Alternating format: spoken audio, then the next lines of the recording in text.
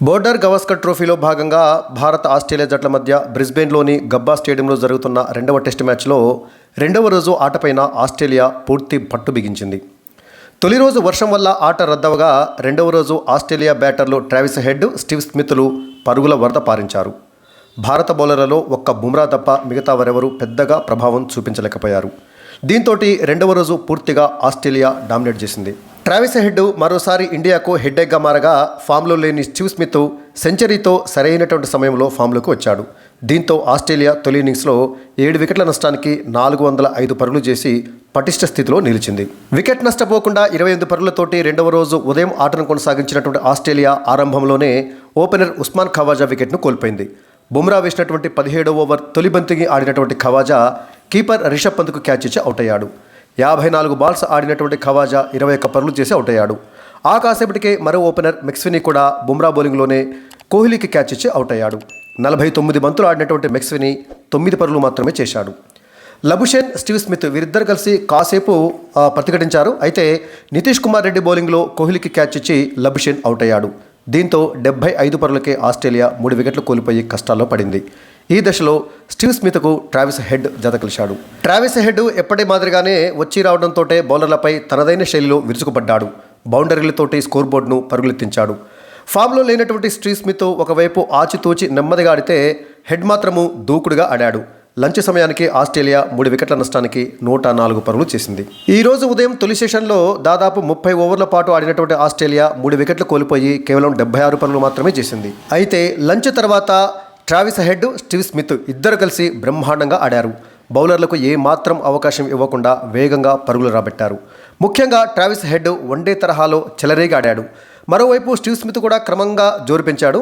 ఇద్దరూ తమ హాఫ్ సెంచరీలు పూర్తి చేసిన తర్వాత మరింతగా వేగంగా ఆడారు. బౌలర్లు ఎంత శ్రమించినా పదే బౌలర్లను మార్చినా కూడా ఇండియాకు ఫలితం లేకుండా పోయింది. ఏమాత్రం ఇబ్బంది పడకుండా సాఫీగా బ్యాటింగ్ చేశారు హెడ్ అండ్ స్మిత్. చాన్నాళ్లుగా ఫామ్లో లేక సతమతమవుతున్నటువంటి స్టీవ్ స్మిత్ ఈ ఇన్నింగ్స్ తోటి మళ్ళీ తన ఫామ్ను దొరకపుచ్చుకున్నాడు. ఒకవైపు హెడ్ బ్రహ్మాండంగా ఆడుతుండటంతో స్టీవ్ స్మిత్ పైన ఒత్తిడి లేకపోవడంతో మొదట్లో నెమ్మదిగా ఆడి ఆ తర్వాత క్రమంగా జోరు పెంచాడు. ఈ క్రమంలో ట్రావిస్ హెడ్ ఈ సిరీస్లో వరుసగా తన 2వ సెంచరీని పూర్తి చేసుకున్నాడు. టీ బ్రేక్ సమయానికి ఆస్ట్రేలియా 3 వికెట్ల నష్టానికి 234 పరుగులు చేసింది. ట్రావిస్ హెడ్ 103 పరుగులతోటి, స్టీవ్ స్మిత్ 65 పరుగులతోటి టీ బ్రేక్కు వెళ్లారు. అంటే ఈరోజు ఉదయం సెషన్లో ఆస్ట్రేలియా 3 వికెట్లు కోల్పోతే రెండవ సెషన్లో ఒక్క వికెట్ను కూడా కోల్పోలేదు. పైగా వేగంగా పరుగులు సాధించారు వారిద్దరు కలిసి. టీ బ్రేక్ తర్వాత కూడా స్టీవ్ స్మిత్, హెడ్ ఇద్దరు కలిసి తమ జోరును కొనసాగించారు. ఈ క్రమంలో 185 బంతుల్లో స్టీవ్ స్మిత్ తన సెంచరీని పూర్తి చేసుకున్నాడు. తన కెరియర్లో స్మిత్కు ఇది 33వ టెస్ట్ సెంచరీ. దాదాపు 25 టెస్ట్ ఇన్నింగ్స్ల తర్వాత స్టీవ్ స్మిత్ సెంచరీ సాధించడం విశేషం. భారత్ పైన అత్యధిక సెంచరీలు సాధించినటువంటి బ్యాటర్గా జో రూట్ రికార్డును స్టీవ్ స్మిత్ సమం చేశాడు. సుదీర్ఘ నిరీక్షణ తర్వాత భారత్కు మళ్ళీ 3వ సెషన్లో వికెట్లు దక్కాయి. కొత్త బంతి అందుకున్నటువంటి బుమ్రా మరోసారి భారత్కు ఆపద్బాంధవుడయ్యాడు. 83వ ఓవర్లో బుమ్రా బౌలింగ్లో స్లిప్లో రోహిత్కు క్యాచ్ ఇచ్చి స్టీవ్ స్మిత్ అవుట్ అయ్యాడు. 190 బాల్స్ ఆడినటువంటి స్మిత్ 12 ఫోర్లతోటి 101 పరుగులు చేసి అవుట్ అయ్యాడు. అలా 241 పరుగుల 4వ వికెట్ భాగస్వామ్యానికి తెరపడింది. ఇక 6వ స్థానంలో బ్యాటింగ్కు వచ్చినటువంటి మిచెల్ మార్ష్ కేవలం 5 పరుగులు మాత్రమే చేసి బుమ్రా బౌలింగ్లోనే స్లిప్లో కోహ్లీకి క్యాచ్ ఇచ్చి అవుట్ అయ్యాడు.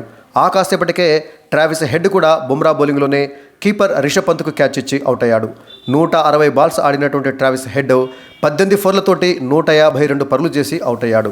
ట్రావిస్ హెడ్ భారీ సెంచరీ చేసిన, స్మిత్ సెంచరీ చేసినప్పటికీ వారిద్దరు కలిసి 241 పరుగులు జోడించినప్పటికీ కూడా ఒక్క సిక్సర్ కూడా కొట్టలేదు. అంటే వాళ్ళు ఎంత సాధికారికంగా బౌలర్లకు కానీ ఫీల్డర్లకు కానీ ఛాన్స్ ఇవ్వకుండా ఎంత కట్టుదిట్టంగా ఆడారో అర్థమవుతుంది. సో ట్రావిస్ హెడ్ అవుట్ అయిన తర్వాత అమృతాంజనం రాసినంత హాయిగా ఫీల్ అయ్యారు భారత ఆటగాళ్ళు. ఎందుకంటే హెడ్ఏక్ లేచినప్పుడు అమృతాంజనం రాసుకుంటాం కదా, ఆ విధంగా హెడ్ అవుట్ అయిన తర్వాత హాయిగా ఫీల్ అయ్యారు ఇండియా ప్లేయర్సు. వరుసగా 3 వికెట్లు తీసినటువంటి బుమ్రా హెడ్ వికెట్ తోటి 5 వికెట్ల ప్రదర్శన పూర్తి చేసుకున్నాడు. రెండవ రోజు ఆట చివరిలో ఆస్ట్రేలియా కెప్టెన్ కమిన్స్ను సిరాజ్ అవుట్ చేశాడు. 20 పరుగులు చేసినటువంటి కమిన్స్ రిషబ్ పంత్కు క్యాచ్ ఇచ్చి అవుట్ అయ్యాడు. ఇక రెండవ రోజు ఆట ముగిసే సమయానికి ఆస్ట్రేలియా తన తొలి ఇన్నింగ్స్లో 101 ఓవర్లలో 7 వికెట్ల నష్టానికి 405 పరుగులు చేసింది. వాళ్ళ వికెట్ కీపర్ అలెక్స్ క్యారీ కూడా వేగంగా పరుగులు సాధిస్తున్నాడు. ప్రస్తుతం అలెక్స్ క్యారీ 45 పరుగులతోటి, మిచెల్ స్టార్కు 7 పరుగులతోటి క్రీజ్లో ఉన్నారు. ఇక రేపు అంటే 3వ రోజు మరి భారత బౌలర్లు వీలైనంత తొందరగా మిగతా 3 వికెట్లను పడగొట్టిన తర్వాత ఇక భారం అంతా భారత బ్యాటర్లపైన ఉంటుంది. సో ఈ మ్యాచ్లో మనం గెలవడం అనేది దాదాపుగా 90% కష్టమే, అసాధ్యమే. అయితే మన బ్యాటర్లు కనీసం డ్రా అయినా చేయగలుగుతారా ఈ మ్యాచ్ అనేదే ప్రశ్న. సో మనకి వేరే ఛాన్స్ లేదు, వేరే ఆప్షన్ కూడా లేదు. ఎందుకంటే ఈ మ్యాచ్లో గెలవడం అనేది దాదాపుగా అసాధ్యమే. కాకపోతే ఈ మ్యాచ్లో ఓటమి నుంచి తప్పించుకోవాలి అంటే డ్రా చేయాలి. ఈ భారం అంతా కూడా భారత బ్యాటర్ల మీదనే ఉంటుంది. మరి రెండవ టెస్టులో ఫెయిల్ అయినటువంటి సీనియర్లు కనీసము ఈ 3వ టెస్టులో గెలిపించకపోయినా డ్రా అయినా చేయగలుగుతారా లేదా అనేదే మన ముందున్నటువంటి ప్రశ్న. ఖచ్చితంగా డ్రా కావాలని చెప్పేసి కూడా ఆశిద్దాం. ఈ మ్యాచ్లో మనం గెలవాలనేది అత్యాశ, కానీ డ్రా చేయాలనేది మాత్రం అత్యాశ మీకు కాదు. ఆ విధంగా మరి మన బ్యాటర్లు రేపంతా ఆడాలా, ఎల్లుండి కూడా అంటే రేపు 3వ రోజు కాబట్టి ఎల్లుండి 4వ రోజు కూడా బ్యాటింగ్ చేయాల్సినటువంటి అవసరం ఉంటుంది. అలాగైతేనే ఈ మ్యాచ్ను మనము కాపాడుకోగలం. ఇక ఈ మ్యాచ్ యొక్క స్కోర్ బోర్డు చూసినట్లయితే ఆస్ట్రేలియా తన తొలి ఇన్నింగ్స్లో 101 ఓవర్లలో 7 వికెట్ల నష్టానికి 405 పరుగులు చేసింది. ఓపెనర్ ఖవాజా 54 బంతుల్లో 3 ఫోర్లతోటి 21 పరుగులు చేసి బుమ్రా బౌలింగ్లో రిషబ్ పంత్కు క్యాచ్ ఇచ్చి అవుట్ అయ్యాడు. మరొక ఓపెనర్ మెక్స్విని 49 బంతులు ఆడి 1 ఫోర్ తోటి 9 పరుగులు మాత్రమే చేసి బుమ్రా బౌలింగ్లో కోహ్లీకి క్యాచ్ ఇచ్చి అవుట్ అయ్యాడు. లబుషేను 55 బంతులు ఎదుర్కొని ఒక్క బౌండరీ కూడా కొట్టకుండా 12 పరుగులు చేసి నితీష్ కుమార్ రెడ్డి బౌలింగ్లో కోహ్లీకి క్యాచ్ ఇచ్చి అవుట్ అయ్యాడు. ఇక స్టీవ్ స్మిత్ చార్నాలుగా ఫామ్ లేక సతమతమవుతున్నటువంటి స్టీవ్ స్మిత్ మన కోహ్లీ, రోహిత్ శర్మ లాగానే చాలా ఇబ్బంది పడుతున్నటువంటి స్టీవ్ స్మిత్ ఈ మ్యాచ్ తోటి మళ్ళీ తన పూర్వపు ఫామ్ను అందిపుచ్చుకున్నాడు. 190 బంతులు ఆడినటువంటి స్టీవ్ స్మిత్ 12 బౌండరీలతోటి 101 పరుగులు చేసి బుమ్రా బౌలింగ్లో రోహిత్ శర్మకు క్యాచ్ ఇచ్చి అవుట్ అయ్యాడు. ఇక ట్రావిస్ హెడ్, ఇండియాకు హెడ్గా మారినటువంటి ట్రావిస్ హెడ్ మరోసారి ఇండియాకు తలనొప్పి తీసుకొచ్చాడు. 160 బంతులు ఎదుర్కొన్నటువంటి ట్రావిస్ హెడ్ వన్డే తరహాలో బ్యాటింగ్ చేసి 18 బౌండరీలతోటి 152 పరుగులు చేసి బుమ్రా బౌలింగ్లో రిషబ్ పంత్కు క్యాచ్ ఇచ్చి అవుట్ అయ్యాడు.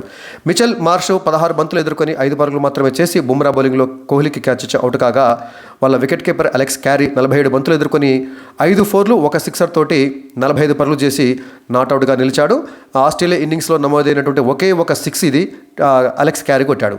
ఆ తర్వాత ఆస్ట్రేలియా కెప్టెన్ కమిన్స్ 33 బంతులు ఎదుర్కొని 1 ఫోర్ తోటి 20 పరుగులు చేసి సిరాజ్ బౌలింగ్లో రిషబ్ పంత్కి క్యాచ్ ఇచ్చి అవుట్ అయ్యాడు. ఇక మిచెల్ స్టార్క్ 7 బంతులు ఎదుర్కొని 7 పరుగులు చేసి ప్రస్తుతం క్రీజ్లో ఉన్నాడు. సో ప్రస్తుతము అలెక్స్ క్యారీ తర్వాత మిచెల్ స్టార్క్ వీరిద్దరూ క్రీజ్లో ఉన్నారు. ఆస్ట్రేలియా బ్యాటర్లు చూసినట్లయితే అందరూ కూడా వికెట్ వెనకాల స్లిప్లోనో లేదా కీపర్కో క్యాచ్ ఇచ్చి అవుట్ అయ్యారు. ఒక్కరు కూడా బౌల్డ్ కానీ ఎల్బీడబ్ల్యూ కానీ లేదా ఇతర ఫీల్డర్లకు అంటే స్లిప్లో కాకుండా వేరే చోట క్యాచ్ ఇచ్చి అవుట్ కాలేదు. ఇక భారత బౌలర్ల విషయానికి వచ్చినట్లయితే ఒక బుమ్రా తప్ప మిగతా వారెవ్వరూ కూడా సక్సెస్ కాలేదని చెప్పాలి. ముఖ్యంగా ఆకాశ్దీప్ మీద ఎంతో ఆశ పెట్టుకున్నప్పటికీ అతడు ఇప్పటివరకైతే పూర్తిగా విఫలమయ్యాడని చెప్పాలి. ఎందుకంటే హర్షిత్ రాణాను కాదని ఆకాశ్దీప్ను మనము జట్లోకి తీసుకొచ్చాము, కానీ మరి ఆకాశ్దీప్ అయితే ఇప్పటివరకు అయితే వికెట్లు ఏమీ తీయలేదు. అదేవిధంగా నితీష్ కుమార్ రెడ్డి 1 వికెట్ తీశాడు. అదేవిధంగా మరొక ప్రధాన బౌలర్ మహమ్మద్ సిరాజ్ కూడా 1 వికెటే తీసినప్పటికీ పెద్దగా సక్సెస్ కాలేదు.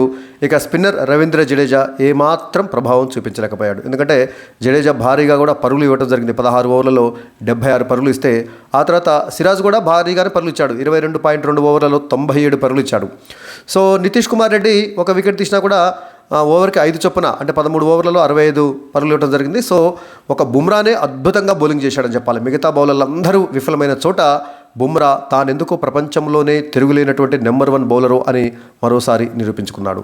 సో ఇది 2వ రోజు ఆట యొక్క హైలైట్స్. ఇక 3వ రోజు వీలైనంత తొందరగా ఆస్ట్రేలియా 3 వికెట్లు మిగిలినటువంటి 3 వికెట్లు పడగొట్టిన తర్వాత ఇక భారం అంతా ఇండియా బ్యాటర్ల పైన ఉంటుంది. చూద్దాం రేపు 3వ రోజు భారత బ్యాటర్లు ఏం చేస్తారు.